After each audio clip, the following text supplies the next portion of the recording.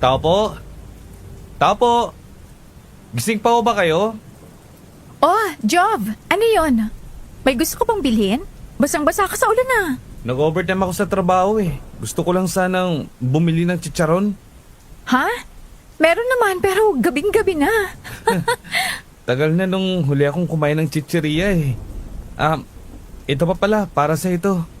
Gamitin mo para sa lola mo. Sabi mo kasi masakit na makasukasuan niya. Baka makatulong yan. Uy, salamat dito ah. Pero ngayon ko lang yata nakitang disenyo ng pamahid na to.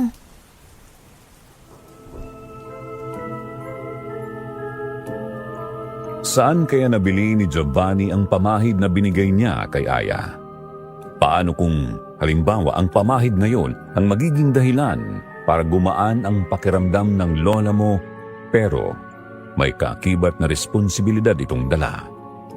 Kung nais niyo po na malaman kung ano yun, halina at pakinggan ang bago nating kwento. Magandang araw po, Sir Jupiter. Tawagin niyo na lang po ako sa pangalang Aya. Ako po ay nandito para ibahagi sa inyo ang kwento naming maglola nung siya ay nabubuhay pa. 5 taon na siyang patay ngayon at sa tuwing naiisip ko siya, naaalala ko ang naging karanasan namin ni Lola Pai nung lumipat kami ng bahay. Giniba na kasi ang dati naming tinitirhan dahil ang loteng nandoon ay pagmamay-ari ng iba. Kaya naman lumipat kami sa katabing barangay. Ang bahay na itinayo namin ay katabi ng kalsada. Hindi naman ito opisyal na lugar para maging bus terminal pero kadalasang tumitigil ang mga bus dito. Kaya pinili naming magtayo ng tindahan ni Lola para kahit papaano magkaroon kami ng kita. Hindi na kasi nakapagtatrabaho ang Lola Pai dahil matanda na nga. Ako naman ay graduating pa sa college noon.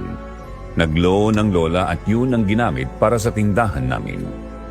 Ang palaging hinahanap ng mga customer namin ay chicharon, kaya naman halos mapuno na rin ng chicharon ang mga paninda namin.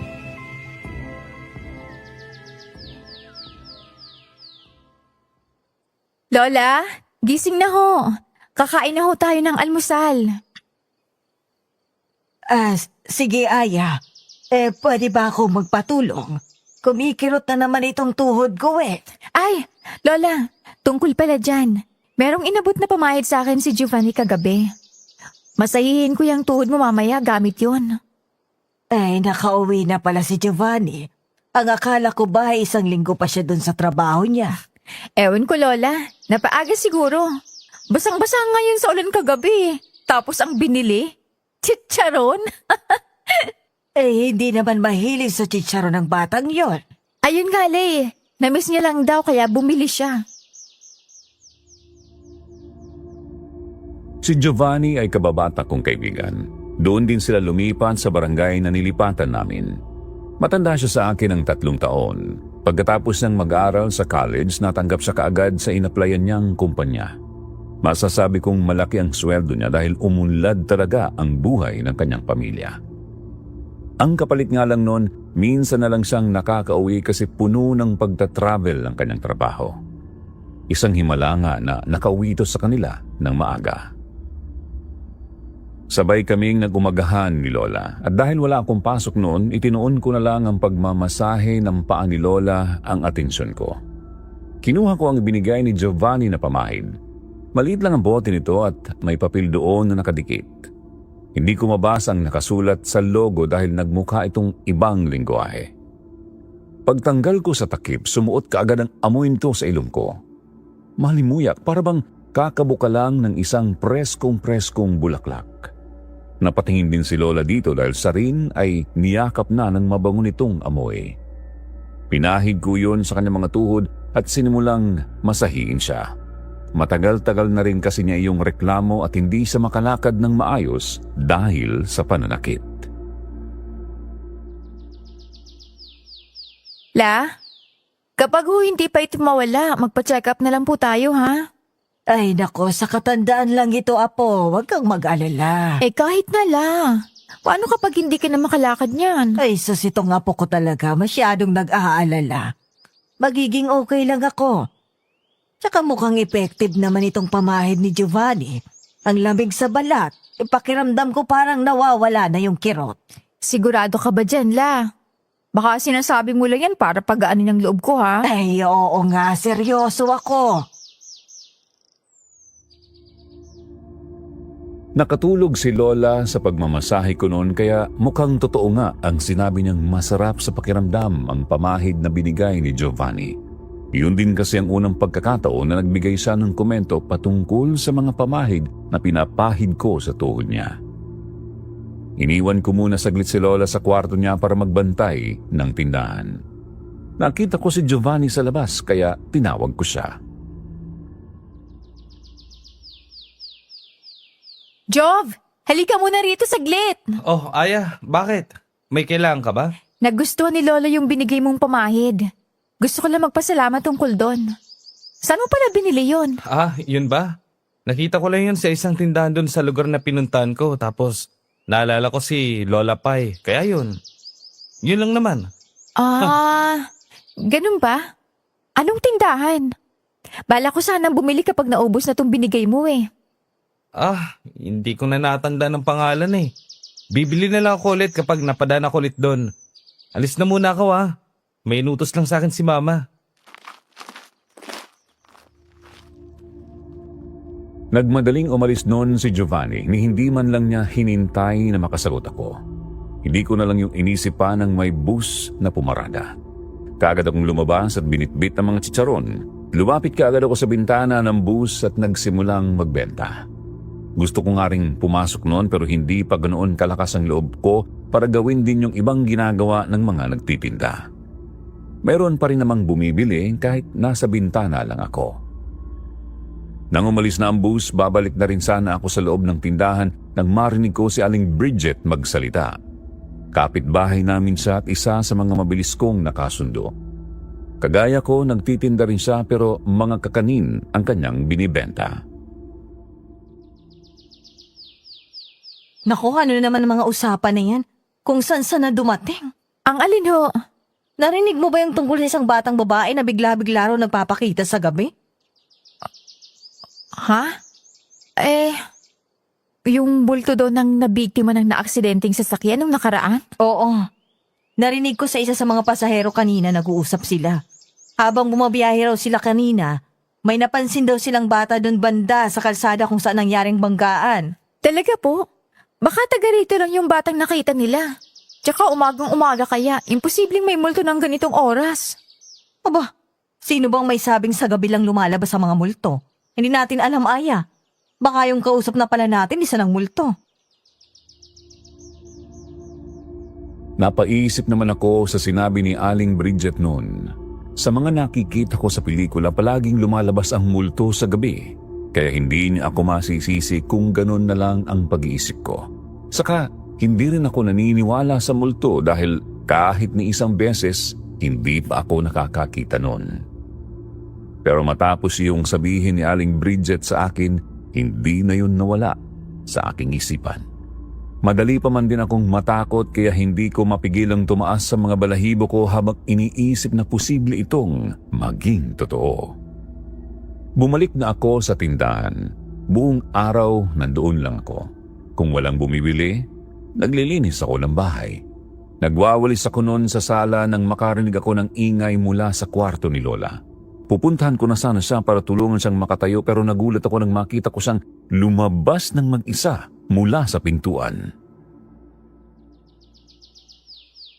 La, hindi ba masakit ang mga tuhod mo? Narito pa rin naman ang kirot pero nakakaya ko ng igalaw. Hindi na ganun kasakit kanina. Mukhang tumatalab nga talagang pamahin ni Giovanni ah. Pwede bang masahihin mo ulit ako bukas? Siyempre naman, La. Papuntahin mo rin si Giovanni dito mamaya. Kung hindi pa siya umaalis, ha? Makakaasa ka po, La. Kagaya ng sinabi ni Lola, pinuntahan ko si Giovanni sa kanila para yayain sa bahay namin upang doon maghapunan. Noong una nagdalawang isip pa siya, hindi rin siya makatigil ng diretso sa akin kaya nanibago ako noon. Hindi naman kasi naiilang itong si Giovanni sa akin pero dahil nga request ito ni Lola, hindi rin siya tuluyang nakatanggi. Sabay kaming naghapunan noon. Ang akala ko magiging awkward ang hapunan namin dahil nga sa inakto ni Giovanni. Pero dahil sa presensya ni Lola, nawala ang pagkailang ni Giovanni at masaya itong nakipagkwentuhan. Nagbahagi rin siya sa amin sa mga karanasan niya habang nasa trabaho siya. Kaya matagal na natapos ang hapunan namin. 9:00 na yata yun ng gabi nang maisipan ni Giovanni na umuwi na sa kanila. Sinabayan ko siya sa paglalakad sa labas dahil malapit lang naman ang bahay nila sa amin. Grabe. Namiss ko makipagkwentuhan kay Lola Pai. Mukhang masigla siya ngayon Sabi ko naman sa'yo effective yung binigay mong pamahid. Sana tinandaan mo yung pangalan ng tindahan. Hindi ko rin kasi mabasa yung logo kasi hindi ko maintindihan Oh, ayan ka na naman. Naiilang ka na naman sa akin. May problema ba tayo? Kanina kapag ganyan Ha? Ako? May lang sa'yo? Hindi bakit ganyan ka? Okay ka naman kanina nung nandun si Lola. Kasi okay lang talaga ako. Ikaw lang nag-iisip ng ganyan. Sige na papasok na ako. Bumalik ka na sa inyo. Teka, hoy, sandali! Ano ba naman to? Iniwan ka agad ako. Nahalata ko nang may iniiwasan noon si Giovanni pero hindi ko lang mapunto kung ano. Kahit na medyo naiinis ako noon, pinili ko na lang ding bumalik sa amin. Ayoko rin namang pilitin siya kung ayaw niya talagang magsalita. Tahimik lang akong naglalakad noon sa gilid ng kalsada. Malalim na ang gabi kaya malamig na rin.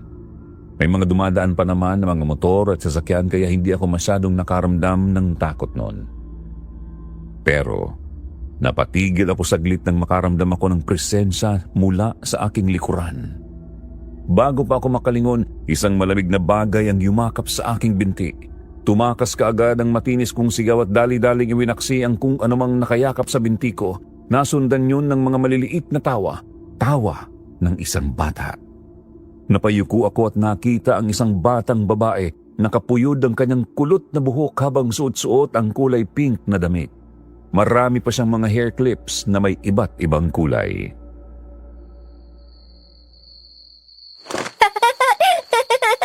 Si ate, magugulatin. Sino kang bata ka? Ba't nandito ka pa sa labas? Ay, gabi na.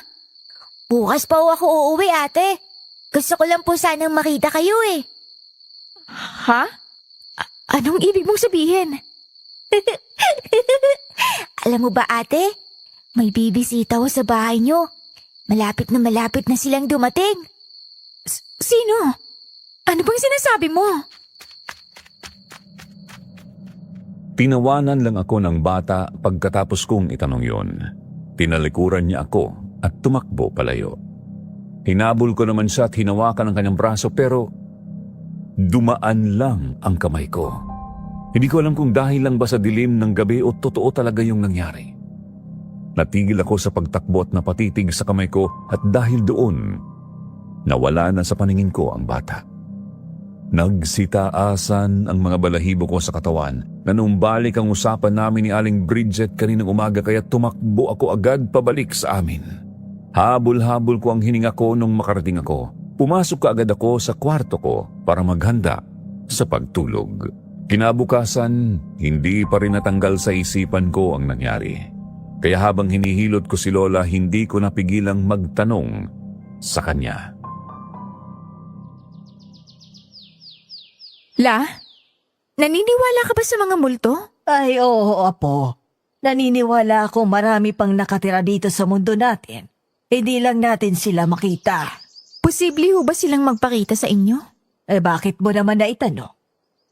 Bigla kayatang naging interesado dyan. Wala naman ho, La. Huwag niyo na lang po sigurong pansinin. Dumaan lang po sa isipan ko. Pinili ko na lang mag-focus sa pagmamasahe ko at sinubukang alisin ang sinabi sa akin ng bata. Baka nga ang batang yun ay ang batang babaeng namatay nung nakaraan at nagmumulto. Natsempohan lang nagpakita siya sa akin kagabi at walang katuturan ang mga iniwan niyang salita sa akin. Pagkatapos kong magmasahe, lumabas ako sa amin para bumili ng mga gulay at isda. Saktong nandoon si Giovanni sa labas sakay sa kanyang motor. Jov, sa palengke ka ba? Oo, ikaw. Sabay ka na lang sa akin. Salamat. Makakatipid ako ng pamasahe ngayon. Kumusta ang lola mo? Ayun, magandang gising. Minasahe ko nga siya ulit eh. Mukhang maganda pa rin yung pakiramdam niya dun sa pamahid mo. Ikaw, kumusta ka? Ba't parang puyat ka yata? Hindi ka ba nakatulog kagabi? Dahil ba sa ginawa ko kagabi? Oy, hindi ah. Ba't naman kita iisipin? Ano lang kasi, may bata kasi akong nakita kagabi eh. Hindi ko kilala kung sino. Hindi ko rin maintindihan ang sinabi niya sa akin eh. Ano bang sinabi sa'yo? Na meron daw bibisita sa amin. Malapit na raw dumating. Pinagtitripan ka lang siguro. Sa tingin mo? Paano kung multo na pala yun? Matatakotin ka pa rin pala talaga hanggang ngayon, Aya. Seryoso ako, Jov. Hindi mo ba alam yung tungkol sa bata nagpaparamdam dito sa atin? Narinig ko nga galing kay mama. Bakit? Sa tingin mo, nagpakita yung bata sa'yo? Oo. Ano pa bang ibang rason? Nako, mas maniniwala pa ako sa aswang kaysa sa mga multo. Paano mo naman nasabi yun?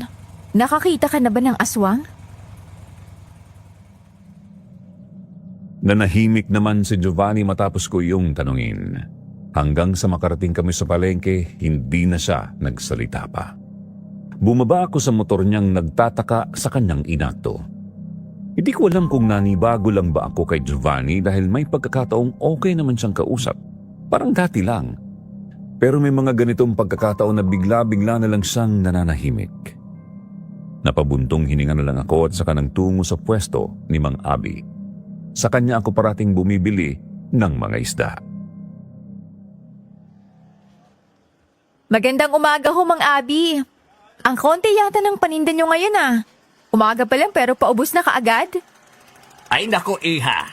Hindi lang talaga naging maganda ang kuha ng mga supplier ngayon. Pansin mo, kahit sino rito, ang unti lang ng mga isda. Bakit ho? Okay naman pong panahon ngayon eh. Ay aba, ewan. Wala raw silang masyadong makuhang isda. Ang sabi, baka raw ay dambuhalang nilalang sa dagat at kinain ng maliliit na isda. Dambuhalang nila lang? Hindi ho ba nila nadakip? Sabi-sabi lang yun, Iha. Hindi ako sigurado kung totoo ba talaga. Baka hindi lang talaga maganda ang kuha ngayon kahit na maganda ang panahon. Hindi yun malaking isda, Abi. Meron daw nagdako sa mga isda kaya konti lang ang nag-deliver ng mga supplier. Ano? Ba't iba ang sinabi ng asawa ko sa akin? Nahuli ba ang magnanakaw? Hindi. Nakatakas daw kaagad nung paparating na sila eh. Ang bilis-bilis daw gumalaw eh. Imposible naman yata yun eh. Ang bigat kayo ng mga balde-balding isda. Ay, nako. Hindi niya binitbit. Kinain niya, Abi. Ha? Ano ho? Kinain niya mga preskong isda? Yun nga, Iha. Duda nila, isa yung aswang. Baka isang hayop lang po. Aya, tapos ka na ba? Sabay ka na rin sa akin pag-uwi. Oo, sige, salamat. Pagkatapos kong bumili, sumabay ulit ako kay Giovanni. Napag-usapan namin habang pauwi ang tungkol sa nangyari sa kaunting supply ng isda. Mukhang kalat na sa buong palengke ang usapang yon dahil hindi lang ang supplier ni Mang Abi at Mang Juter ang nakaranas ng ganoon, kundi ang iba pang mga supplier ng ibang mga tindero. Sana man lang may mag-imbestiga sa nangyari, no? Mayroon na daw eh. Na-report daw nila sa mga pulis. Ang kaso, wala pang resulta. Magkasabay kasing nangyari. Sa loob ng isang gabi, sinalakay sila. Kaya, duda nilang magkasabwat ang mga magnanakaw. Sigurado bang kinain ng mga ninakaw nilang isda? Kahit nga ako rin eh, hindi makapaniwala. Sino ba kasing tawang magnanakaw ng isda tapos kakainin lang din ng hilaw, di ba? Paano kaya kung totoo yung chismis, no? Biniro ko si Giovanni patungkol sa duda ng mga tao na aswang ang may gawa sa nangyari. Ang akala ko sasakyan niya ang biro ko pero isang kabadong tawa lang ang isinagot niya sa akin. Pagdating ko sa amin, naabutan ko si Lola na natutulog sa kwarto kaya nagtungo ako sa kusina para linisin ang mga dala kong gulay at isda at para maghanda sa magiging tanghalian namin. Bubuksan ko na sana ang gripo namin nang mapansin kong may bahid ng pulang likido sa lababo namin. Dugo. Inilapit ko ang mga mata ko ron upang makita ito na maayos. Wala naman akong sugat sa kamay kaya malabong galing ito sa akin. Hindi rin galing sa mga isda dahil hindi ko pa naman yon nailabas sa supot. Bigla akong kinabahan kaya pinuntahan ko si Lola.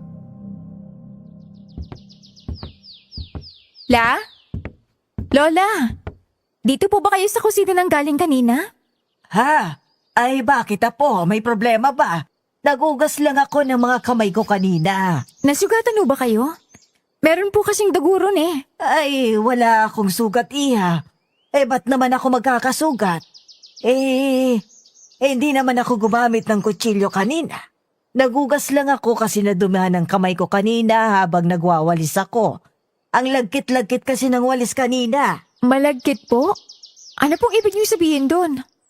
Ay, tingnan mo na lang nang makita mo ang sinasabi ko. Bumalik ako doon sa kusina para kunin ang walis. Totoo nga ang sinabi ni Lola Pai. Mayroong malagkit na likidong nakakapit doon at kulay dugo. Mukhang galing sa walis ang dugong nakita ko noon sa lababo. Ang hindi ko lang maipaliwanag ay kung bakit may ganoong likidong nakakapit sa walis namin. Saan yun nanggaling? Habang naghahanda ako ng tanghalian, hindi na nawala sa isipan ko ang pulang likido sa walis. Nilinis ko na yon at sinubukang hanapin ang pinanggalingan pero wala akong mahanap. Tinawag ko na si Lola noon para sa aming tanghalian.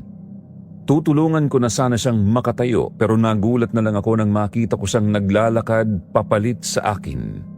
Hindi pa ika-ika kundi sobrang tuwid ng mga lakad na parabang kahit kaunting sakit man lang ay wala na siyang maramdaman sa kanyang mga tuhod.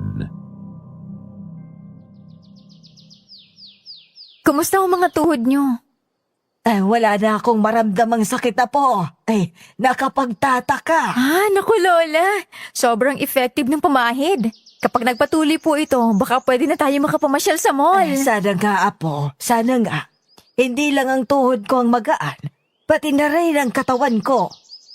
Ano pong ibig niyong sabihin doon? Para bang sumigla ako.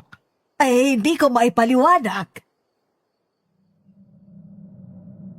Yun ang sabi ni Lola sa akin na hindi ko naman kaagad sineryoso. Masyado kasi akong naging masaya noon dahil sa paggaling ng kanyang mga tuhod, pero kalaunan, unti-unti ko na ring napapansin ang pagbabago ni Lola Pai. Hindi naman ito masamang pagbabago. Sa katunayan, nakakamangha pa nga. Nawala ang kanyang pagiging maantukin at bumalik ang kanyang enerhiya. Palagi niya akong tinutulungan sa gawaing bahay. Sinubukan ko siyang pigilan pero pinapagalitan naman niya ako dahil nabuburyong daw siya kapag wala siyang ginagawa. Minsan pa nga pati pagluluto siya na rin ang gumagawa. Hindi lang yun kundi pati ang lakas ni Lola Pai bumalik din. Kapag naglalaba ako, tinutulungan niya akong magbuhat sa palangganang may lamang labahin at ni isang beses hindi ako nakarinig ng reklamo mula sa kanya o pag-aray man lang dahil sa matanda niyang mga buto. Wala namang nagbago sa itsura ni Lola Pai pero ang kanyang lakas at enerhiya parang nagbalik nung siya'y kabataan pa lang. Huy, Aya, magpapabili ba kayo sa tindahan niyo o hindi? Ay, Job, sorry, hindi kita napansin. Anong bibilin mo? Chicharon sana. Bakit ka ba kasi nakatunga nga? May problema ba? Wala naman. Itatanong ko lang kung may kakaibang kapangyarihan ba yung pamahid na binigay mo. Ha? Ba't naman yung magkakaroon ng kapangyarihan? Ano tingin mo sa akin? May powers? Si Lola Pai kasi ang sigla-sigla. Mas masigla pa kaysa sa akin. Hindi ba magandang senyales yun? Ibig sabihin, malusog na ulit si Lola. Maganda, pero natataka lang ako. Ikaw rin. Tataka rin ako sa'yo. Ba't pa naibili ka ng chicharon? Hindi ka naman mahilig doon. Porket hindi mahilig, hindi na ako pwedeng bumili. Tsaka, hindi lang naman ako kakain nito eh. Si mama at tatay rin. Sige na, ito na ang bayad. Alis na ako. Ha? Saan galing yun? Ate, nandito ako sa baba. Ikaw na naman? Anong ginagawa mo rito? Ate, ingatan niyo po yung binigay ko sa inyo ah. Bago pa man ako makapagtanong, biglang tumakbo ang bata. Hindi ko yun pinalampas at lumabas para sundan siya. Sigaw ako ng sigaw para tawagin siya pero ayaw niyang makinig. Habang tinitingnan ko ang figura ng bata, ang paningin ko ay parabang nagkaroon ng hamog. Pilit na tinatakpan ng batang sinusundan ko. Natigil lang ako sa pagtakbo ng may kamay na humablot sa akin. Doon ako natauhan nang sumalubong sa akin ang nalilitong mukha ni Jonard. Si Jonard ay isang hardinero sa isang hasyenda dito sa amin. Ang hasyenda nila Aling Patis. Hoy, Aya! Anong nangyayari sa'yo? Anong ibig mong sabihin? Bakit ako nandito? Nga ang gusto kong itanong eh. Ba't nandito ka sa labas ng gate nila Mang Patis? Kung hindi pa kita pinigilan, baka pumasok ka na. Ha? Bakit ko naman yun gagawin? May hinahabol lang akong bata. Wala namang bata dito. Ano? Sinusundan ko talaga siya eh. Akala ko nga nasa kalsada pa ako. Parang wala ka yata sa sarili, Aya. Wala kang bata rito. Si Mang Patis saka si Bam lang ang nakatira dito. Si Bam nakamamatay lang din nung nakaraan. Napahawak ako sa ulo ko dahil sa kalituhan. Hindi ko maintindihan ang nangyari. Alam na alam ko sa sarili ko noon ang nakita ko. Pero bakit parang naudlot ang mga alaala ko? Hindi ko maalala kung paano ako napunta sa bahay nila Aling Patis. Medyo may kalayuan ang asyenda nila Aling Patis mula sa amin dahil nakabukod ito sa ibang mga kabahayan. Ibig sabihin, malayo ang inabot ko at matagal din akong tumatakbo. Gusto ko pa sanang magtanong kay Jonard noon pero dahil nagtataka na siya sa akto ko at nahihiya na rin ako sa ginagawa ko, pinili ko na lang umalis at maglakad pabalik sa amin. Nasa kalsada pa ako nang maabutan ko si Giovanni na nakasakay sa kanyang motor. Nang makita niya ako, kaagad siyang huminto sa harapan ko. Puno ng pagkataranta ang mukha niya kaya kinabahan ako. Aya, saan ka ba nanggaling? Sumakay ka, bilis! Bakit? May problema ba? Si Lola Pai, nahimatay. Ano? Okay lang ba siya? Buti na lang nakita ko kanina. Pinabantayan ko muna si Lola kay Aling Bridget para hanapin ka. Sakay na, bilis! Hindi na ako nagtanong pa at nagmadaling umangkas. Pinaharurot kaagad ni Giovanni ang motor niya papunta sa amin at habang nakasakay ako hindi ko mapigilan ang bilis ng tibok sa puso. Nag-aalala para kay Lola. Pagkadating namin, dumiretso kaagad ako sa kwarto. Sumunod din kaagad si Giovanni. Naabutan ko si Lola na nakahiga sa kwarto. Oh, Aya, nandito ka na pala. Nagising ang lola mo kanina lang. Nakatulog na siya ngayon. Bumalik na rin ang kulay ng mukha niya. Kanina kasi sobrang putla niya. Okay naman ho ba siya? Daling kaya natin si Lola sa ospital. Baka kung ano pong mangyari sa kanya eh. Nakausap ko siya kanina. Wala naman daw siyang ibang nararamdaman bukod sa antok. Kaya gusto niyang matulog. Sa ngayon, bantayan niyo na lang muna siya. Kapag may napansin kayong kakaiba, saka niyo siya dalhin sa ospital. Sige po, maraming salamat po. Sige, aalis na ako. Babalik na ako sa amin. Salamat din sa iyo, Jov. Kung hindi mo nakita si Lola kanina, baka kung ano na nangyari sa kanya. Saan ka ba kasi nanggaling? Doon sa kinaaling Patis. Ano? Ano namang ginagawa mo ron? Wala naman talaga akong sadya ron sa kanila eh. Pero, naalala mo yung batang binanggit ko sa'yo? Nagpakita ulit siya sa akin eh. Sinundan ko siya pero nagulat na lang akong nasa labas na ako ng bahay nila Aling Patis. Ha? Yung bata na naman? Nasaan na yung bata? Ewan ko, hindi ko alam. Hindi ko nga alam kung paano ako napunta kina Aling Patis. Alam mo ba ang pangalan ng bata? Hindi rin. Hindi ko siya kilala eh. Ewan ko nga kung bakit nagpapakita yun sa akin. Hindi ako iniwanan ni Giovanni noon habang binabantayan namin si Lola. Sumapit ang gabi at doon pa nagising ulit si Lola. Iminulag niya ang mga mata at nanatili ang titig sa kisame namin. Inangat ko naman ang tingin para tingnan kung ano ang tinitingnan niya. Wala namang nandoon. Lola, kumusta po kayo? May masakit ho ba sa inyo? Oo nga, Hula. Huwag niyo pong subukang itago Magagalit po ako kapag ginawa niyo yun. Ay, walang masakit sa akin. Pero, meron akong nakita. Nakita? Ano po? Sa panaginip ko, isang bata. May sinabi siya sa akin na meron daw tayong bisita. At marami daw sila. Aya, hindi ba parang naikwento mo na to sa akin? La, pwede niyo po bang sabihin sa akin kung anong itsura ng bata? Doon ipinaliwanag ni Lola ang nakita niya sa kanyang panaginip. Napasinghap ako nang tumugma ang kanyang deskripsyon sa batang nagpakita rin sa akin. Pati ang mga bilin nito sa kanya ay katulad ng sa akin. Ano nangyayari, Jov? Hindi ko maintindihan. Kumalma ka muna. Nalilito rin ako Paano to naging posible? Yung bata na nagpakita sa'yo, nagpakita rin sa panaginip ni Lola Pay. Paano kung multo nga yun? Tapos ginugulo niya kami. Bakit naman niya kayo guguluhin? Hindi niyo nga siya kilala, di ba? Ewan ko, hindi ko alam. Pero kinakabahan ako. Baka may masamang mangyari sa amin. Kumalma ka muna. Masyado ka namang matatakot din Sino ba kasing hindi matatakot, Jov? May bata nagpapakita sa amin tapos hindi pa namin kilala. Tsaka yung kaninang nangyari sa akin. Para akong na-amnesia na ewan kasi hindi ko maalala kung bakit ako napunta dun sa bahay ni Aling Patis. Baka pagod ka lang. Aya, magpahinga ka na muna kaya. Maghapunan na muna tayo, saka natin ipagpatuloy ang pag-uusap natin Tatawagin ko na si Lola. Huminga ako ng malalim para pakalmahin ang sarili bago nagtungo sa kusina para ihanda ang hapag. Hindi pa rin nawawala ang kaba sa dibdib ko habang hawak-hawak ko ang sandok sa mga kamay. Bago ko pa man mabuksan ang kaldero naming may lamang kanin, napaigtad ako sa gulat nang may biglang kumalabog sa CR namin.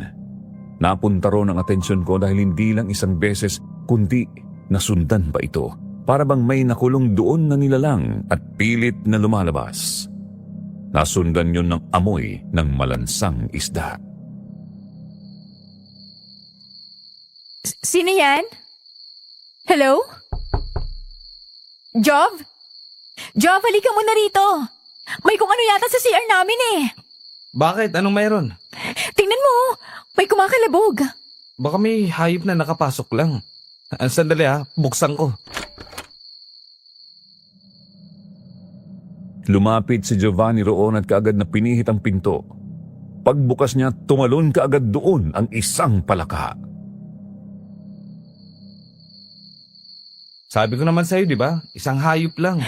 Imposibleng isang palaka lang yon. Ang lakas-lakas nun Ito na nga ang pruweba, Hindi.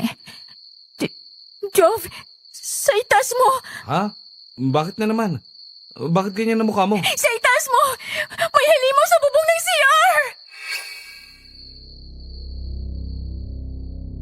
Tumakas kaagad ang sigaw mula sa bibig ko habang ang mga kamay ay nanginginig na nakaturo sa itaas. Doon sa itaas may nakalambitin na isang nilalang na kulay itim ngunit hugis tao at mata lamang ang puti.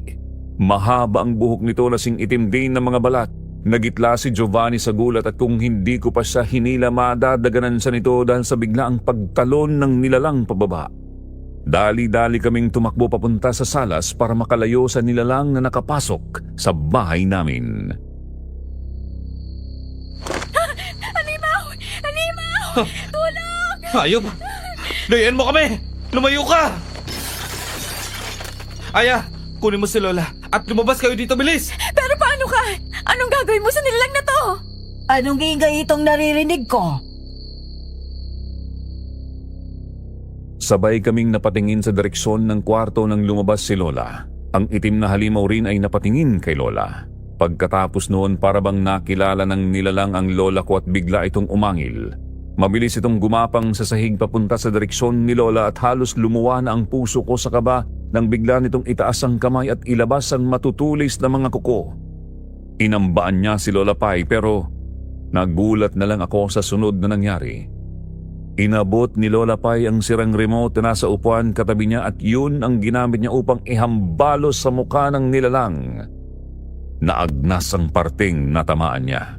Umalingaw-ngaw ang pagdaing ng nilalang at dali-daling umakyat sa bubong ng CR para makatakas. Hindi kaagad ako nakagalaw noon at natulala sa mga nasaksihan. Si Giovanni naman ay bakas din sa mukha ang gulat. Pero tinungo nito ang direksyon ni Lola para tingnan ang kanyang kalagayan. Okay lang po ba kayo, La? Hindi po ba kayo nasaktan? Ay, okay lang ako. Kayo ba? Ikaw, Apo. Ang putla-putla mo. Aya. Uy, gising. Gumising ka. May masakit ba sa'yo? Wala naman. Hindi lang ako makapaniwala. Ano yun? Anong klase nila lang yun? Hindi lang naman ako nakakita nun, di ba? Kayo rin, di ba? Oo, Aya. Hindi rin ako sigurado kung ano yun. Yung ginawa ni Lola. La, paano niyo ho yun nagawa? May tinatago po ba kayo sa akin? Ay, wala, Apo. Dinipensahan ko lang ang sarili ko. Nagulat nga rin ako kung bakit gano'n na lang ang nangyari sa paggampas ko. Hindi naman ho nasaktan ang kamay nyo. Ayos lang ako. Pati si Lola ay wala ring ideya kung ano ang nagpakita sa amin nung gabing yun. Lumabas kami para humingi ng tulong sa mga kapitbahay pero ang tanging naisagot lang nila. Wala raw silang nakitang ganoong nilalang. Sa huli, wala rin kaming natanggap na matinong sagot mula sa kanila. Bumalik na lang kami sa loob at sinubukang maghapunan ng mahinahon. Pero hindi na talaga napirmi ang mga paa ko. Patuloy ang pagpadyak nito sa ilalim ng lamesa habang pilit kong inunguya ang pagkain namin. Si Giovanni rin ay nagdadalawang isip na iwan kami dahil sa takot na baka may mangyari sa amin. Magpapaalam muna ako kina Mama na dito muna ako matutulog sa inyo. Babalik din ako. Sige, salamat at pasensya na. Okay lang. Bukas, subukan nating puntahan si Lolo Lorenzo. Baka may alam siya sa nilalang na nakita natin. Yung albularyo ba rito? May sakit daw yun eh. Magaling na ba siya? Mahina pa rin daw ang katawan niya eh. Pero tumatanggap naman daw ito ng mga bisita. Sandali lang din naman tayo. Magtatanong lang. Si Lolo Lorenzo ay kilalang albularyo sa amin.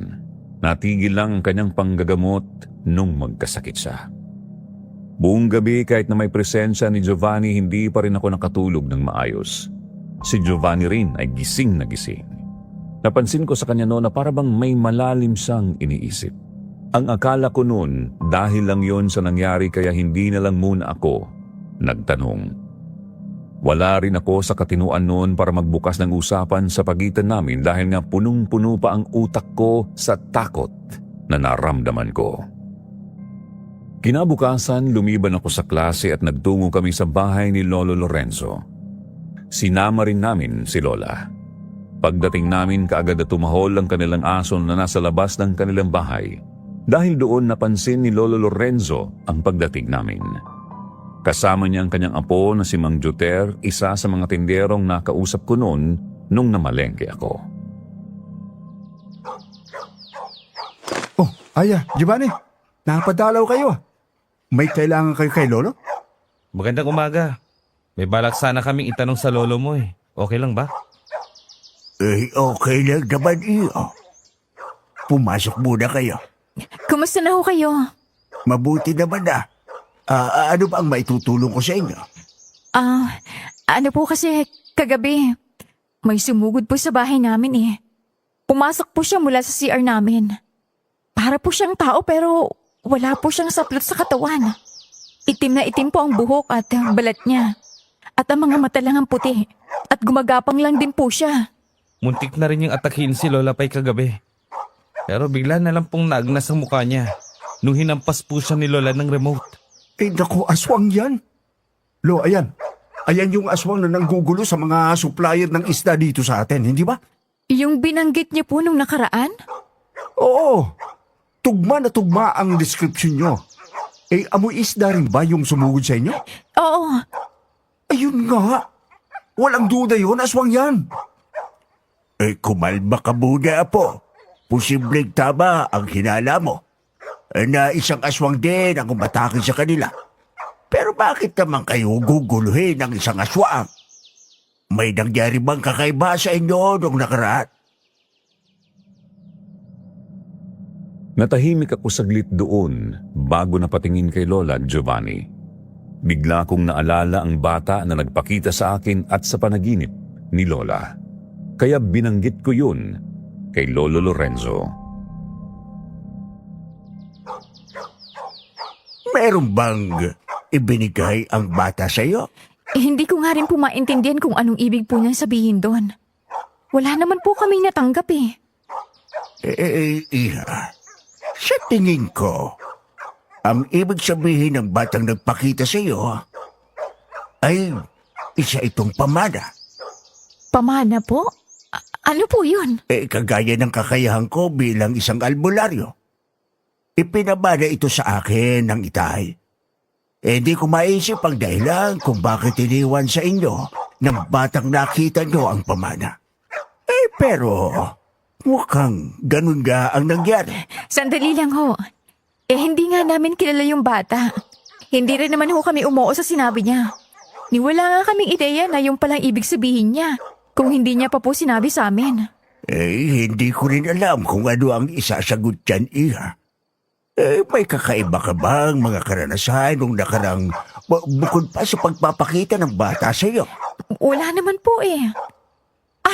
Si Lola ho. Napansin po namin na naging masiglat malakas po ulit siya. Nabanggit ko kanina na naagnas ang mukha ng aswang ng hampasin siya ni Paay. Hindi ba? Ay nangangahulugan sa kanya na ipaasa ang pamanang ito. Nakakakilabot naman ang timing eh.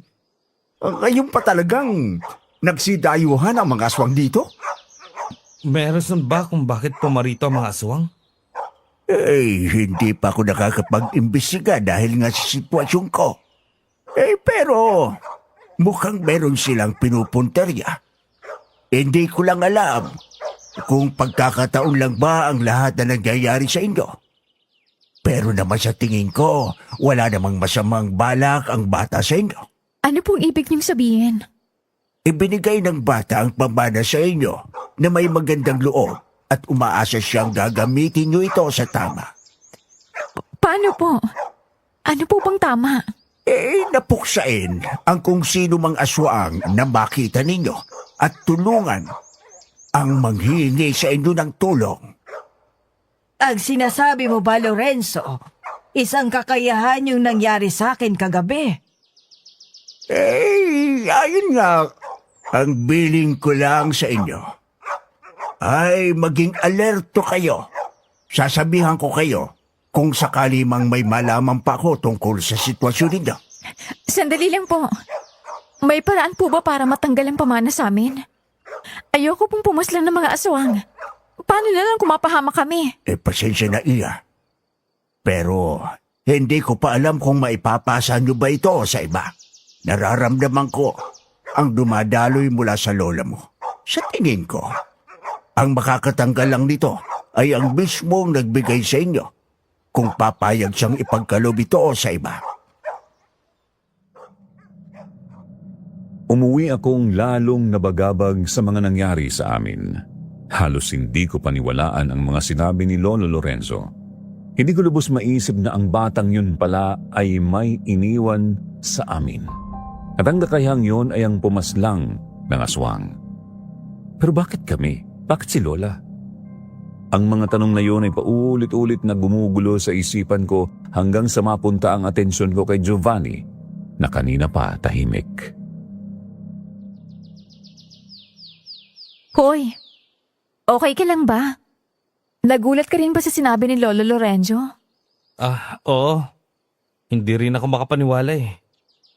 Sa tingin ko, ang makakalutas lang nito ay ang batang yon. Pero ang problema, hindi natin alam kung nasan siya. Oo nga. Wala rin tayong paraan para mahanap siya. Aya, uwi mo na ako sa amin ha. Pupunta ulit ako sa inyo mamaya. Sige. Salamat, Jov. Pumasok na kami ni Lola sa aming bahay. Iniwan ko muna saglit si Lola para mag-CR sa kapitbahay namin. Hindi ko kayang gamitin ang sa amin matapos ang nangyari. Pakiramdam ko kasi noon, bigla na lang lalabas ang aswang na nagpakita sa amin kagabi. Pagkatapos kong mag-CR, dali-dali akong bumalik sa amin nang makita kong may bus na namang pumarada. Kinuha ko kaagad ang mga panindang chicharon at nagtinda. Aya, try mo kayang pumasok sa loob. Mas maganda, mas maraming bibili at makakakita sa paninda mo. Ay, hindi na po. Okay na po ako rito. Okay na bang lola mo? Opo, maraming salamat po kahapon Naku, walang problema. Oh, Manang, may hinahanap po ba kayo? Naiwan po ba kayo ng bus? Ba't po kayo nakatingin sa akin? May kailangan po ba kayo? Napakunot ang noo ko noon nang may ginang na lumapit sa akin. May hawak siyang tungkod sa kamay. Hindi niya pinansin si Bridget at dumiretso sa akin. Ang mga mata ay nanatiling nakatitig sa akin. Hindi rin siya nakangiti. Sa katunayan, salubong ang kanyang mga kilay.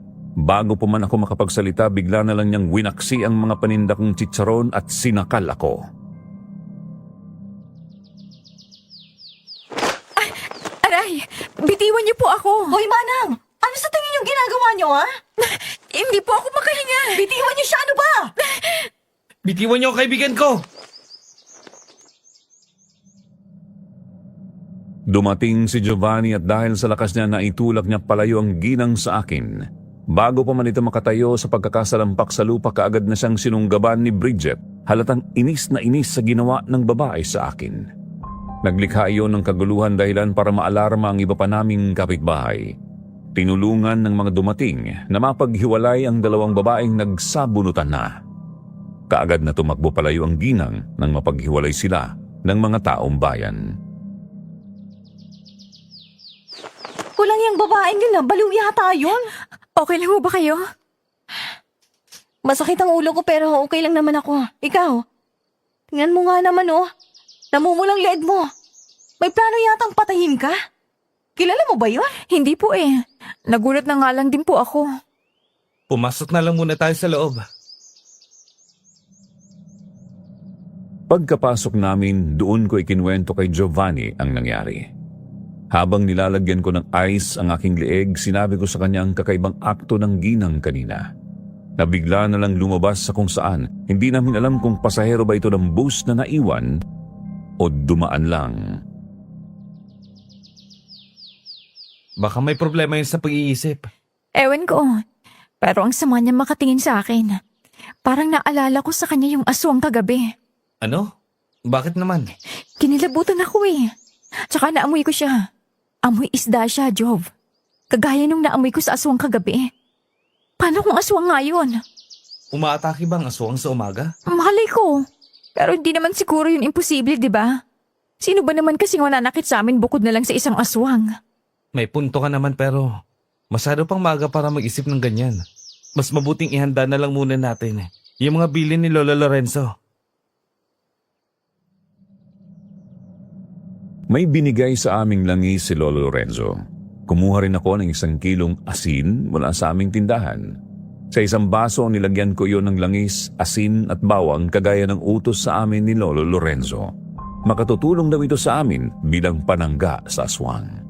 Palagi rin daw naming tingnan ang langis para malaman namin kung may presensya ba ng aswang. Kapag daw kumulo ito, mayroon daw aswang na umaaligid sa paligid. Tahimik lang kaming naghanda nang may dumating sa labas ng bahay namin. Tao po! Job, nandito ka ba? Oh, Jonard. May kailangan ka ba? Nagpunta ako sa inyo kanina. Sabi ng mama mo, nandito ka, kaya dumiretso na ako rito. Hinahanap ka ni Mang Patis. Kung pwede ba raw puntahan mo siya bukas sa kanila. Bakit daw? May papagawa ba siya sa akin? Siguro. Wala siyang binanggit sa akin Inutusan lang niya akong kausapin ka. Alis na ako Sige, salamat. Ano daw kailangan ni Jonard? May binilin daw sa akin Papupuntay daw ako bukas kina Ma'am Patis. Bakit daw? Ewan. Bukas ko pa malalaman. Sige na. Tapusin na natin to na makapagpahinga na rin tayo. Ako na rin mag-ayos dun sa bubong ng CR. Sa amin muli nagpalipas ng gabi si Giovanni. Nanatili kaming nakaalerto kung sakali mang may sumalakay na naman sa bahay namin. Inilagay namin sa lamesa ang langis kaya kitang-kita namin kung paano iyon kukulo. Pero walang presensya na sumugod sa amin o kahit mga ingay man lang. Samut-saring emosyon ang naramdaman ko noon. May pagkakataon pang gusto ko na lang tumakbo at iwan ang bahay. Pero alam kong mas mapapahamak lang ako sa gagawin ko. Jove, anong gagawin natin? Dito lang ba tayo? Oo, hindi rin naman natin alam kung nasan sila. Pero paniguradong nasa paligid lang ng bahay natin. Kapag lumabas tayo at sinugod sila, baka tayo pang madehado. Ano ba kasing kailangan nila sa amin? Dahil kaya sa ginawa ni Lola? Posibleng yung nga. Basta, huwag kang lalabas. Pupuntahan ko lang si Lola sa kwarto niya. Natapos ang gabi at walang aswang ang nagbalak na pumasok sa bahay namin. Salamat din doon kahit papaano nakatulog ako kahit sandali. Pero paggising ko, wala na si Giovanni sa bahay. Hindi ko naman na siya hinanap dahil nabanggit nga niyang pupunta siya kina Aling Patis. Nagwawalis ako sa bakuran namin nang masulyapan ng mga mata ko ang isang figura. Papunta siya sa aking direksyon. Ano pong sadya niyo rito? Nasaan ang lola mo? Nasa bahay po. May kailangan po ba kayo? May pinasasabi ang Lolo Lorenzo. Magtatanong lang ako kung may natanggap bang mga bagay ang lola mo nung nakarang araw. Natanggap? Oo, Yung natanggap lang namin ni Lola, yung binigay na pamahid ni Giovanni para sa tuhod niya. Yun nga po yung dahilan kung bakit naging okay na si Lola eh. pwede ko bang makita ang pamahit? Pinapasok ko si Mang Joter sa bahay namin at ipinakita sa kanya ang lalagyan ng pamahid. Kinuha niya sa akin yun at inalok akong samahan siya sa kanila. Doon niya palang daw nakita ang ganoong klaseng pamahid kaya mas mabuting dalhin ito kay Lolo Lorenzo. Umayag naman ako. Hindi ko maipaliwanag ang kabang nararamdaman ko nang mahawakan ni Lolo Lorenzo ang pamahid. Bakas sa mukha niya ang pagkunot ng kanyang noo. Matagal din siyang napatitig doon bago bumuntong hininga at itinuon ang atensyon sa akin.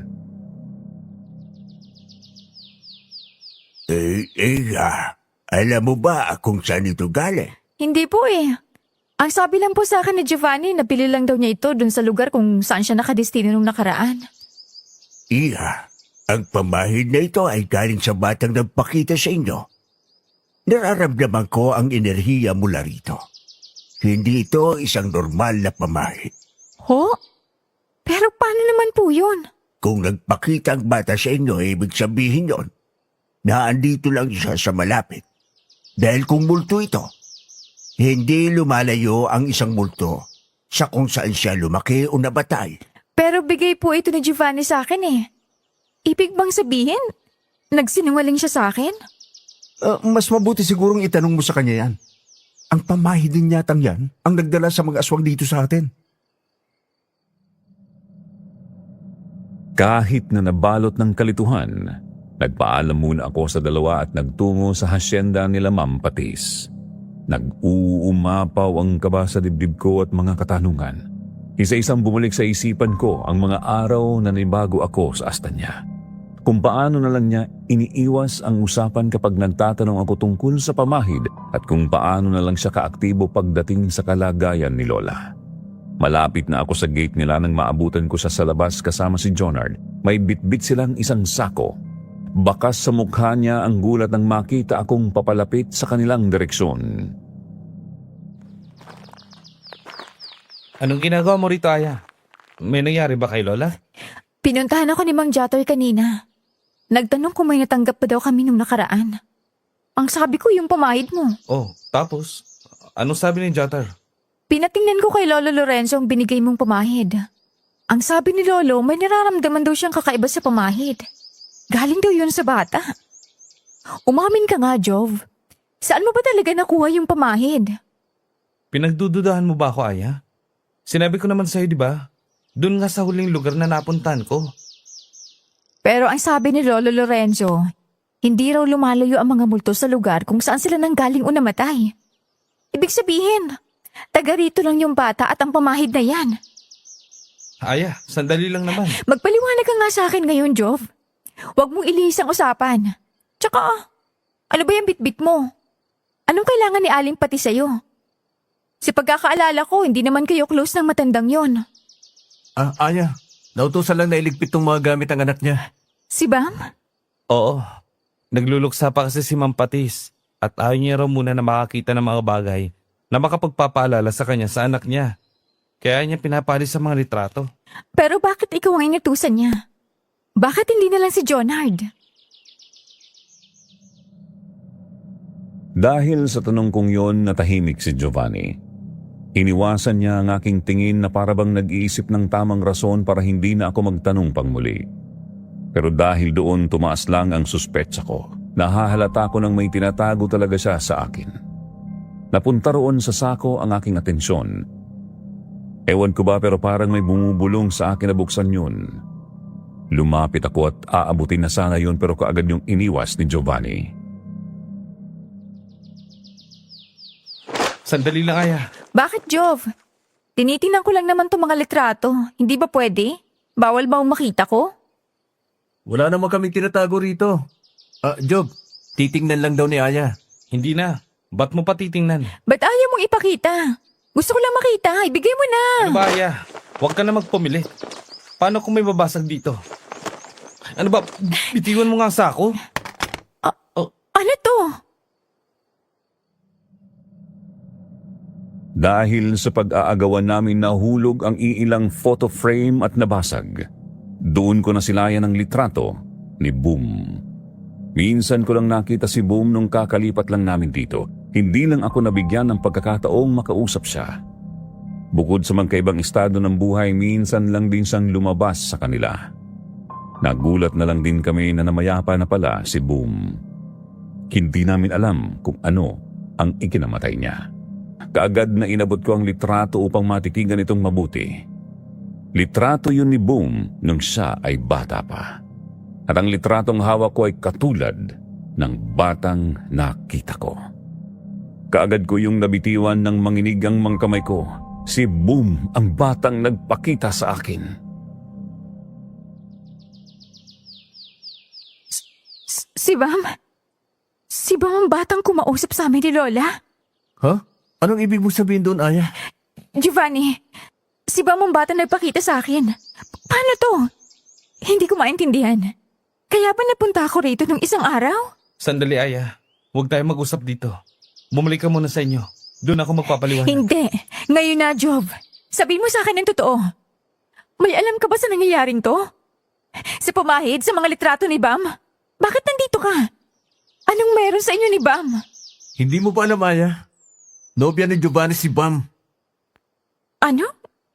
Giovanni, totoo ba yon? Oo. Totoo ang narinig mo. Ano? Bumalik muna tayo sa inyo at doon tayo mag-usap. Hinawakan ni Giovanni ang braso ko para hilahin ako palayo. Sabay kaming umuwi ng bahay. Pagkarating namin, kinompronta ko siya kaagad. Anong ibig mong sabihin nun, Jov? Kayo ni Bam? Oo. Pasensya na. Hindi naman sa itinago namin ang relasyon namin. Sadyang gusto lang talaga ni Bam na mas pribado ang relasyon namin. Kaya hindi ko sinabi sa kahit na sino. Sina Jonard at Ma'am Patis lang nakakaalam. Kailan pa naging kayo? Nung nakarang taon lang, nagkasundo kami matapos kong malaman ang sekreto niya. Tapos ayun, naging malapit kami. Hindi ko nga rin inaasahan na mawawala siya sa akin kaagad. Pero, bakit wala ka nung araw na inilibing siya? Dahil hindi ko kayang harapin si Bam. Hindi ko napanindigan ang pangako sa kanya. Ang pamahid na binigay ko sa iyo, nung gabing yun, totoong kay Bam yung galing. Ano? So may alam ka na talaga simula pa lang at hindi mo man lang sinabi sa amin? Pasensya na, Aya. Gustong ipamana ni Bam sa akin ang kakayahan niya pero hindi ko kaya. Natatakot ako. Kaya ako ipinasa sa inyo ang responsibilidad. Pasensya na. Pasensya na talaga. Responsibilidad na ano? Na manugis ng aswang, ganun ba? Oo. Ang totoo niyan, matagal nang gumagawa ng ritual si Bam. Pangontra sa aswang. Itinago niya ito bilang sekreto. At yun ang hindi ko sinasadyang malaman. Pero bakit? Hindi ko maisip na ganung tao pala si Bam, na may tinatago pala siya. Palagi ang sinasabi sa akin na may aswang daw dito sa atin. Marami. Yun din daw ang dahilan kung bakit hindi na nakauwi pa ang papa niya. Galing sa trabaho, kaya siya gumawa ng ritual, pangontra para mapuksa sila. Nung una, hindi ako naniwala. Akala ko dahil lang yun sa pangungulila niya sa ama. Pero habang tumatagal, dahan-dahan ako naniniwala sa kanya nang masaksihan ko mismo ang pagpaslang niya sa mga aswang. Alam ba ito ng mama niya? Manunugis din ba ng aswang si Aling Patis? Hindi. Sa pagkakaalam ko, walang alam si Ma'am Patis dito. Anong kinamatay ni Bam? Dahil ba sa mga aswang? Ang totoo niyan, wala rin ako masasagot niyan. Bago siya namayapa, iniwan niya sa akin ang pamahid at ibinilin sa akin na kailangan kong tanggapin ang pamana upang mapuksa ko raw ang leader ng mga aswang. Sino? Sino ang leader nila? Hindi ko alam, Aya. Hindi na nasabi sa akin ni Bam yun. Kasi dumating ang mama niya nung nag-uusap kami. Yun na rin ang huling araw na nakita ko siyang buhay. Nalaman ko na lang na namatay siya. Kahit ako rin nagtatanong sa nangyari pero wala akong makuhang matinong sagot mula sa mama niya. Pero Jove, wala namang mga kaguluhan tungkol sa aswang sa lugar na to dati. Yun nga ay dahil kay Bam. Dahil wala na siya, nagiging matapang na sila. Binanggit ni Giovanni ang tungkol sa nangyari sa mga isda. Totoo nga ang usapan na dahil yun sa mga aswang. Kapag tumagal pa, hindi lang mga isda ang sasalakayin nila kundi pati na rin ang iba pang mga hayop sa amin. Mas malala kung pati ang mga tao ay sasaktan nila. Ngayong nahanap na nila ang nagmanas sa kapangyarihan ni Bam. Kaya kami ginugulo. Ganun ba, Jove? Oo, Aya. Pasensya na. Pasensya na talaga. Kaya pala grabing atensyong binigay mo sa amin. Kasi dahil pala sa ginawa mo, dinamay mo pa kami sa problema mo. Patawad. Natakot lang din ako. Sa ako na naisip yung nagawa ko sa inyo nung sinugod na kayo. Kaya Aya, patawarin mo ko. Muntik nang mapahamak si Lola dahil sa ginawa mo, Jove. Sorry. Sorry talaga. Tsaka lang kita mapapatawad. Kapag kinuha mo ulit ang pamanang to. Hindi ko alam. Hindi ko alam kung paano. Walang pinanggit si Bam sa akin. Ano? So sinasabi mong dadalhin namin to hanggang tumanda ako? At mawala ang lola ko? Wala ka bang konsensya? Gawan mo to ng paraan. Iniwan ko si Giovanni sa labas ng bahay namin dahil sa nag-uumapaw kong galit. Hindi ko na napansin na umiiyak na pala ako sa sobrang inis ko sa kanya. Pakiramdam ko, naloko kami ni Lola. Pinagkatiwalaan namin si Giovanni, kasama ko siya mula pagkabata. Hindi ko akalain na may kakayahan pala siyang gawin yun sa akin. Alam na niya pala sa umpisa pero nagkunwari siyang walang alam. Hindi sana kami inaatake ng aswang at namumroblema kung hindi lang sana binigay ni Giovanni sa amin ang pamahid. Labis ang pagsisisi ko noon na ginamit ko ang pamahid na yon. Gumaling nga si Lola pero ang naging kapalit naman ito ay kapahamakan sa mga buhay namin. Oh, Aya, bakit ka umiiyak? May nangyari ba? Nasaan si Giovanni? Niloko tayo ni Giovanni, Lola. Dahil po sa kanya kaya tayo sinusugod ng aswang. Ay, ano? Si Giovanni may pakana nito. Yung pumahid na binigay niya, ayun po ang pamana. At hindi niya alam kung paano raw babawiin. Paano na tayo nito, Lola? Ayoko pong mamuhay habang hinahabol ng mga aswang. Ay, kumalma ka, apo ko. May solusyon ang lahat. Puminahon ka muna. Hindi ko alam kung gaano ako katagal pinatahan ni Lola Pai. Nakatulog din ako noon at paggising ko mugtong-mugto ang mga mata ko. Madilim na ang labas at tahimik na ang paligid bukod sa mga dumadaang sasakyan. Bumangon na ako noon para sana maghanda ng hapunan nang may kumatok sa pintuan namin. Aya? Aya, nagapunan na ba kayo ni Lola Pai? Kung wala pa, may dala akong sinabawang karne. Ay, salamat po. Saktong-sakto. Magluluto pa sana ako eh. Okay ka lang ba? Namumugto yata ang mga mata mo. Okay lang naman po. Nasobrahan lang ako sa O tulog. siya, sige, alis na ako ah. Tatalikod na sana si Aling Bridget nang may mapansin ako sa kanyang likuran. Wala pang isang segundo, hinila ko siya papasok sa bahay namin. May aswang na nakaabang sa likuran niya. Umalingaw-ngaw ang sigaw ko nang mag-akmang kalmutin si Aling Bridget ng aswang. Kagad kong sinarado ang pinto pero bago ko pa man yun kumalabog ito dahil pilit na tinutulak ng aswang ang pinto pabukas. Anong nangyayari? Ano yun? Tulungan niyo na lang po muna ako. Ang lakas niya, Aya! Natutulak niya tayo! Aya po, anong nangyayari? Lola, sinusugod na naman tayo ng mga aswang. Ano? Aswang ang nasa pinto? Kinuha ni Lola Pai ang bote na nasa lamesa na naglalaman ng mga pinaghalo namin ni Giovanni. Inutusan niya kung buksan ang pinto. Nung una nagdalawang isip pa ako sa takot na baka hindi gumana ang plano niya. Pero dahil nga hindi na namin kaya pang pigilan ang lakas ng aswang, sabay naming binitiwan ni Aling Bridget ang pinto. Pagbukas ng pinto, itinapon kaagad ni Lola Pai ang laman ng bote. Sumunod ang alingaw-ngaw ng aswang.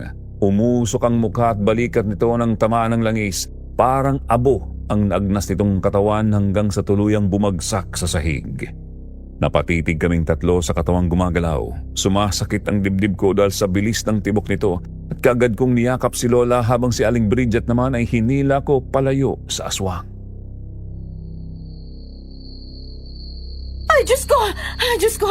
Ano itong nakikita ko? Totoo ba ito? Nananaginip lang ako. Ay, Diyos ko! Okay lang ba kayong dalawa? Ay, ikaw ba, Bridget? Hindi ka ba nasaktan? Ayos lang po ako. Pero ano itong nakikita ko? May aswang dito sa atin? Totoo yung mga usap-usapan sa palengke? Ganun nga po. Nung isang araw pa po nila kaming ginugulo. Ay, nako. Nako, paano pa ako makakabalik sa amin? Natatakot na akong lumabas. Tatawagan ko na lang ang asawa ko. Sumigaw mula sa bintana namin si Aling Bridget para tawagin ang kanyang asawa at sunduin siya. Kinabukasan, mabilis na kumalat ang balita tungkol sa nangyari. Nagpuntahan din ang iba naming kapitbahay para kumpirmahin mula sa amin ang sinasabi ni Aling Bridget. Ang hindi ko lang inaasahan noon ay makita ang mama ni Boom na si Aling Patis. Dumayo ito sa tindahan namin. Magandang umaga, Iha. 2 chicharon nga. Magandang umaga ho. Ito po. Salamat. Matagal na rin nung makakain ako ng chicharon. Paborito pa naman ito ng anak kong si Bam. Ganun ho ba? Ikinalulungkot ko pong nangyari sa anak niyo. Kahit ako rin, Iha. Hindi ako makapaniwala na bigla na lang siya mawawala sa akin. Narinig ko mula kay Jonard na mayroong aswang na umatake sa inyo kagabi. Totoo ba, Iha? Opo. Bakit niyo po naitanong? Bumaba ang tingin ni Aling Patis sa hawak-hawak niyang chicharon. May pagdadalawang isip sa mga mata niya. Pero nagpatuloy siyang magsalita. Ikinuwento niya sa akin ang nangyari sa kanyang anak. Si Aling Patis pala ang nakakita sa kanyang anak na wala ng malay sa sariling kwarto. Hindi niya man nakita ang buong pangyayari, may nasulyapan daw siyang isang malaking figura. Malawak ang katawan at maitim. Ang buhok daw nito ay sobrang haba na umaabot sa sahig. Nang malapitan niya ang kanyang anak, wala na raw itong buhay at may mga kalmot sa katawan. Ang pinakamalala raw dito ay ang sugat sa lieg. Animoy sinakal ang kanyang anak. Nagsimula raw magduda si Aling Patis na baka hindi isang normal na nilalang ang pumatay sa kanyang anak. Dati ko pang napapansin sa anak ko na may kakaiba na sa kanya. Pero hindi naman siya nagsasabi sa akin. Ganun po ba? Kahit nga ang relasyon nila na Giovanni, hindi ko malalaman kung hindi ko sila nahuli. Kumusta naman ho kayo ngayon? Naghahanap pa rin ng kasagutan. Gusto ko sanang malaman kung may iba ka pang alam tungkol sa mga aswang. Anong klaseng aswang ang nakita ninyo? Sinabi ko kay Aling Patis na bukod sa buhok, tumugma ang deskripsyon niya sa nakita namin. Gusto ko sanang banggitin ang nalaman ko tungkol sa anak niya Pero bilang respeto na rin kay Giovanni noon, kahit naggalit ako, hindi ko binanggit ang sikretong inamin niya sa akin. Kita ko sa mukha ni Aling Patis ang gulat pagkatapos kong sabihin yun sa kanya. Bago sa tuluyang umalis, nagpasalamat siya sa akin at humingi ng pabor na kung pwede sabihan din namin siya kung may malaman pa kaming ibang impormasyon. Bandang hapon noon, napansin ko ang pagdating ni Giovanni. Nandoon siya sa labas namin at mukhang nagdadalawang isip sa gagawin, kaya inunahan ko na siya. Ano, may kailangan ka ba? Maungumusta lang sana ako sa inyo. Inatake raw kayo ng aswang kagabi. Oo. Salamat sa pamanang binigay mo kaya kami inatake. Sorry talaga, Aya. Huwag kang mag-alala. Gagawa ko ng paraan. Kinausap ko na rin si Lolo Lorenzo tungkol dito. Baka may maitulong siya sa akin. Siguraduhin mo lang, Giovanni, ha? Kasi hindi na ako natutuwa. Naggabi-gabi na lang akong nanginginig sa takot. Buti nga walang nasaktan sa amin eh. Pero kung meron, ano magagawa mo? Wala, di ba? Muli kong sinumbatan si Giovanni at wala rin siyang ibang masabi kundi ang magsorry. Nakiusap siya noon kung pwedeng manatili siya sa bahay upang maprotektahan kami kung sakali mang may sumugod ulit. Pero hindi ako pumayag. Lumalamang ang galit ko sa kanya. Ang nangyari, doon na lang siya kina Aling Bridget na katabi lang sa amin na natili para mabantayan pa rin kami kahit papaano. Dahil sa pagkalat ng chismis, naging alerto din ang mga kapitbahay namin kahit na yung ibang skeptical ay hindi pa rin nagpakampante. Hindi mo ba talaga papapasukin si Giovanni dito, Apo? Lola, alam mo naman ang ginawa niya sa atin tapos papapasukin ko pa siya rito. Nagpaliwanag naman siya sa'yo, hindi ba? Hayaan mo na lang sigurong bumawi. Wala na rin naman tayong magagawa kundi tanggapin na muna ito sa ngayon hanggat wala pang paraan para matanggal ito sa atin. Kahit nala. Isipin mo ito, Iha. Kahit pa wala sa atin ang pamana, hindi pa rin mawawala ang mga aswang. Manggugulo at manggugulo pa rin sila sa atin dito. Pero hindi tayo magiging punterya niya, La. So gugustuhin mong ibang tao ang puntirya? Hindi naman ho sa ganun. Ayoko lang na mapahamak tayo. Ang tahimik ng buhay natin dito eh. Tapos bigla na lang tayo nagkagulo ng ganito. Magpapatuloy pa sana kami sa pag-uusap namin ni Lola nang may kumatok mula sa aming pinto. Kaagad kaming napaalerto ni Lola. Napatingin kami sa langis. Hindi yun kumukulo, kaya napahinga kami ng maluwag. Aya, tao po. Gising po ba kayo? Jonard? Napadalaw ka. Giovanni? Ano na naman? Tinawag ako ni Jonard. Inutusan ako ni Mang Patis na kung pwede pumunta ka raw muna saglit sa asyenda. Gusto ka raw niya makausap tungkol sa mga aswang. Meron daw siyang nahanap sa kwarto ng anak niya. Anong nahanap niya? Ewan ko. Sumama ka na lang sa akin. Pero ayokong iwan si Lola dito. Pwede mo naman siyang isama kung gusto mo. Okay lang ba sa'yo, La?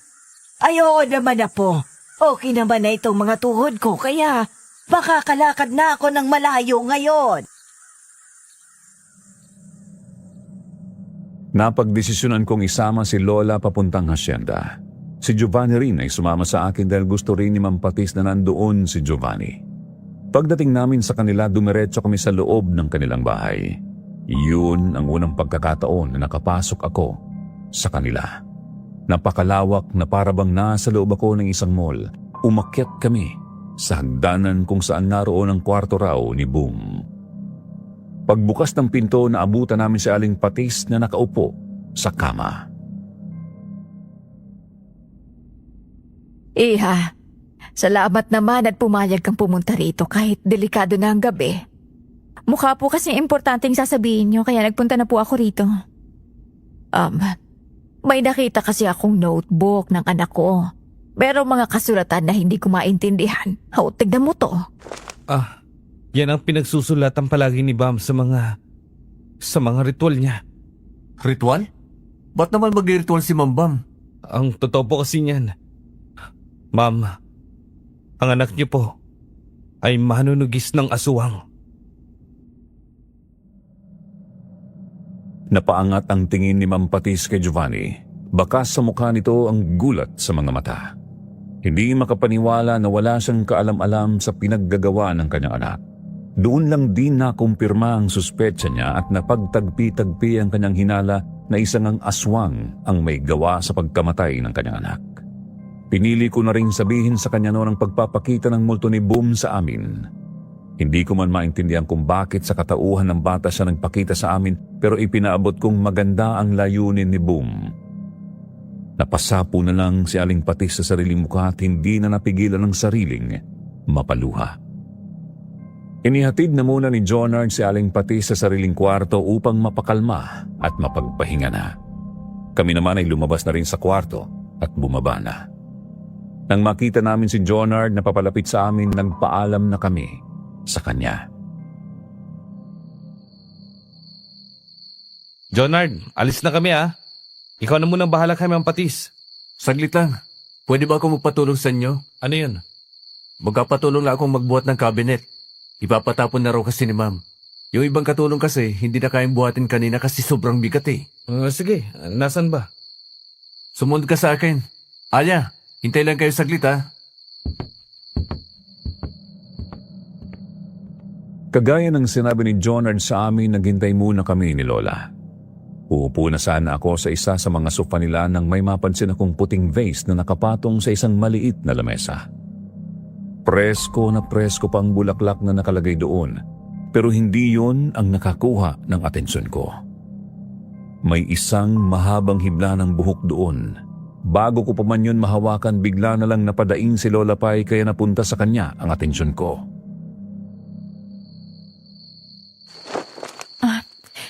La, ano pong problema?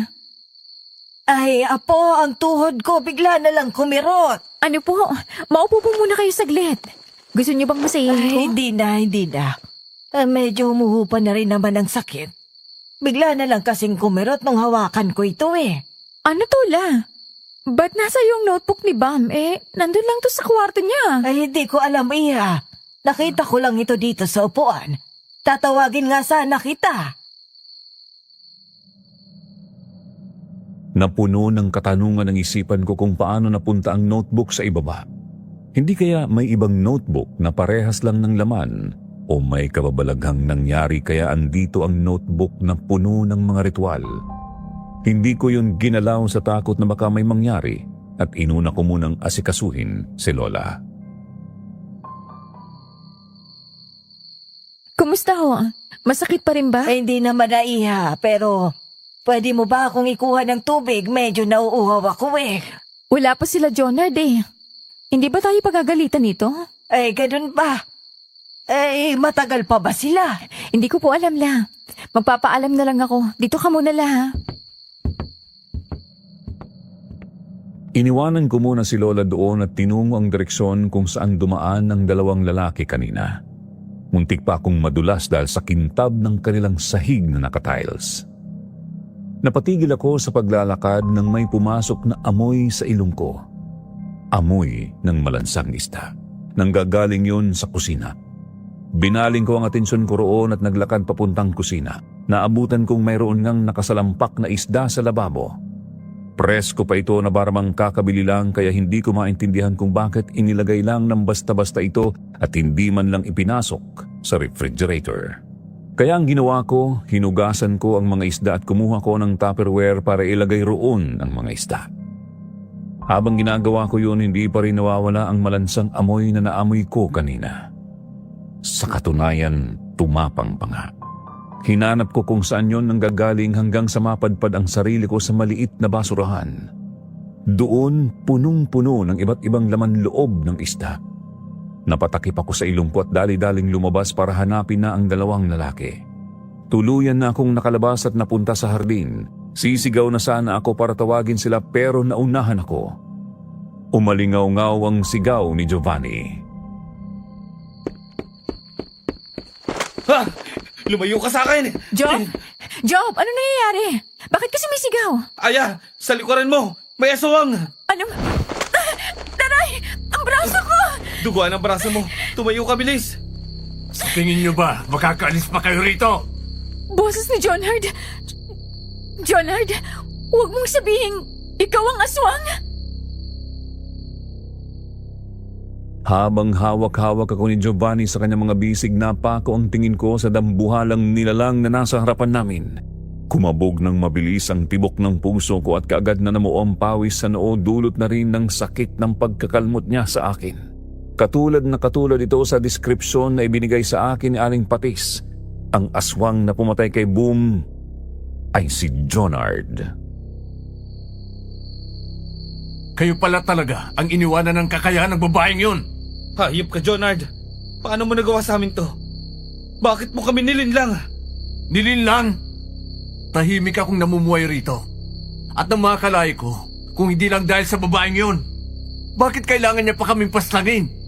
Hindi ko pinakailaman ang pamilya nila. Pero bakit pinili niyang maging kalaban namin? Huwag kang magkunwaring inosente.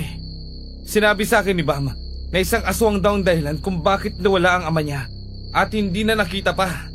Yun ang dahilan kung bakit niya piniling paslangin kayo. Wala akong pakialam sa sinasabi mo. Dahil mamamatay na kayo ngayong gabi.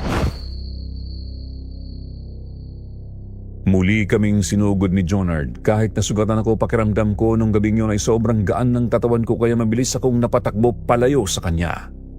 Naghiwalay kami ni Giovanni dahil sa ibang direksyon siya tumakbo. Nagtago ako sa mga bulaklak, umaasang kahit papaano ay maikubli ko ang presensya ko habang nag-iisip ng paraan kung paano kami makakatakas dito. Kinapa ko ang lupa at pinulot ang mga batong mahahawakan ko. Binalik ko ang atensyon sa aswang na nagpumilit saktan si Giovanni.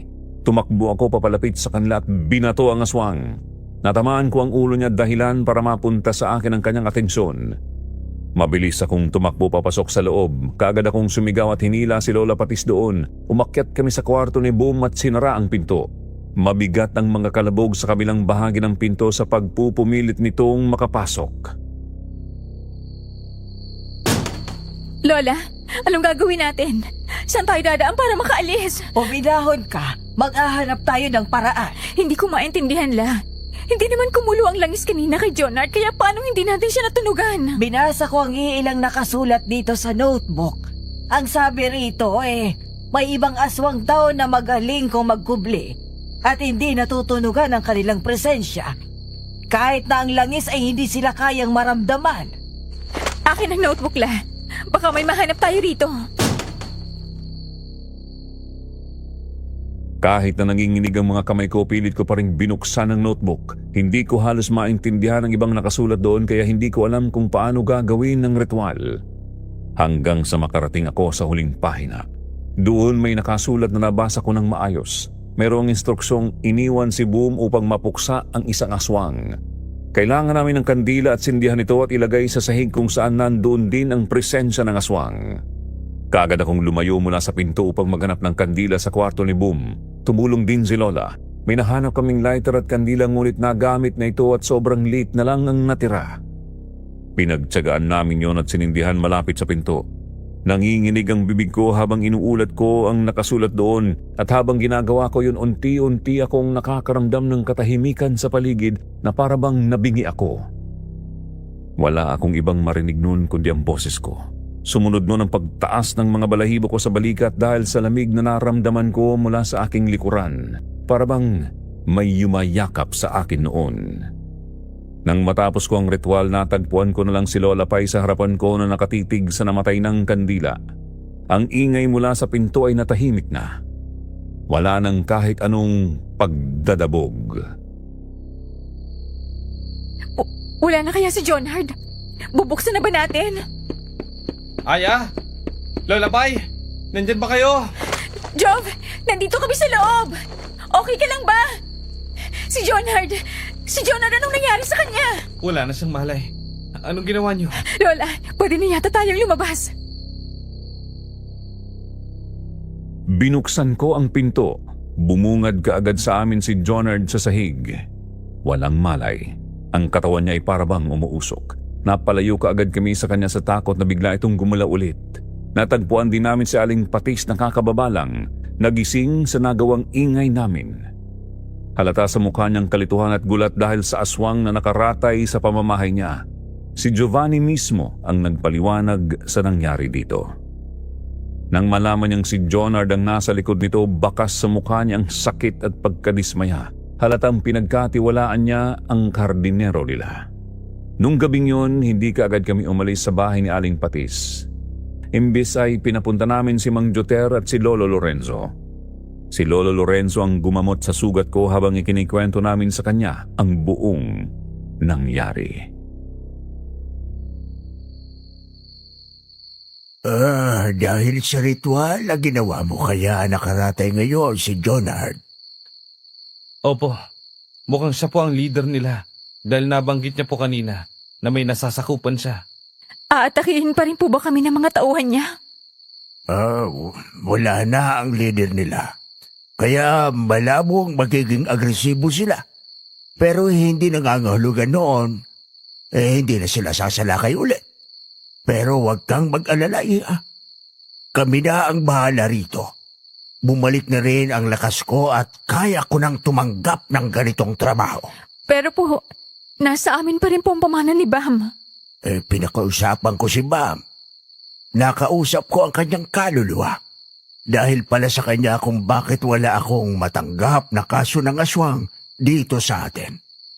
Dahil sa kanyang pagpoprotekta sa lugar na ito. Diling ko sa kanyang ipasa na lang ito sa akin nang masuklian ko ang kanyang serbisyo. Ibig po bang sabihin nito? Ako na ang hahawak sa pamana ni Bam. Tuluyang tumulo ang mga luhang kanina ko pa pinipigilan matapos kong marinig yun. Nakaramdam ako ng ginhawa sa ibinalita sa amin ni Lolo Lorenzo. Kinabukasan noon nagpunta sa amin si Lolo Lorenzo para gawin ang ritual ng pagpapasa. Hindi na rin ibinalik pa ni Lolo Lorenzo ang pamahid sa amin. Wala naman kaming problema roon basta ang mahalaga. Mawala sa amin ang bigat ng responsibilidad sa pagiging isang manunugis ng aswang. Pero ang naging kapalit din noon ay ang pagbalik sa dating sitwasyon ng katawan ni Lola. Nawala ang kanyang sigla at enerhiya. Bumalik ang kanyang pagiging maantukin. At higit sa lahat, bumalik ang kirot sa kanyang tuhod.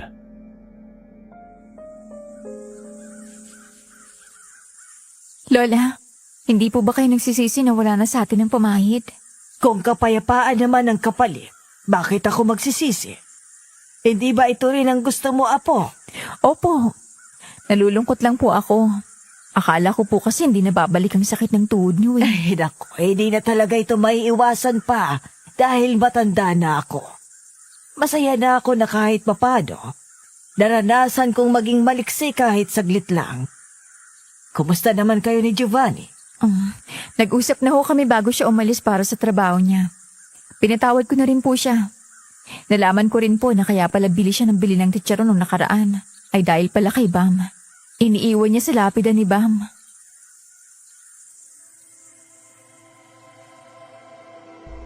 Simula noon, hindi na nagpakita sa amin si Boom. Mayroon pa rin kaming naririnig na mga usap-usapan ng pag-atake ng aswang pero hindi na kami dinalaw pa ng mga nilalang na ito. Hindi ko lubos maisip na nagawa namin yung lampasan ni Lola Pai.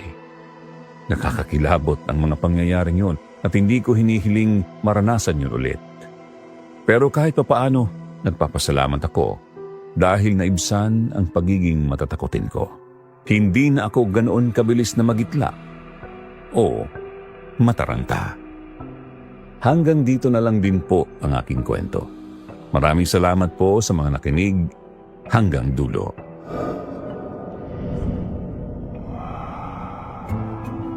At mga kaibigan, isa na namang kwento ang natapos natin ngayon. Nang dahil lang sa pamahid na ibinigay, nagbago ang buhay ng maglola. Una pa lang talaga may kutob na ako kay Giovanni sa mga galawan niya at nahuli nga siya ni Aya sa huli. Buti na lang, hindi na niya tinakbuhan pa ang responsibilidad niya at piniling harapin ito kasama sina Aya at Lola Pai. Isa rin sa mga paborito ko dito, si Aling Bridget. Hanga ako sa tapang niya at sa pagiging handa niyang tumulong kay Aya. Hindi talaga siya nagdalawang isip na awayin ang ginang na umaway kay Aya. Higit sa lahat si Aya na nanatiling malakas hanggang dulo. Kahit na nabalot ng takot, kalituhan at galit dahil sa panloloko, kailanman hindi siya lumisan at iwan ang buhay nila kahit na takot na siya. Talaga namang matatag ang relasyon nilang maglola. Kayo, ano po ang nagustuhan niyo sa kwentong ito? Hanggang sa susunod po naming kwento, maraming salamat.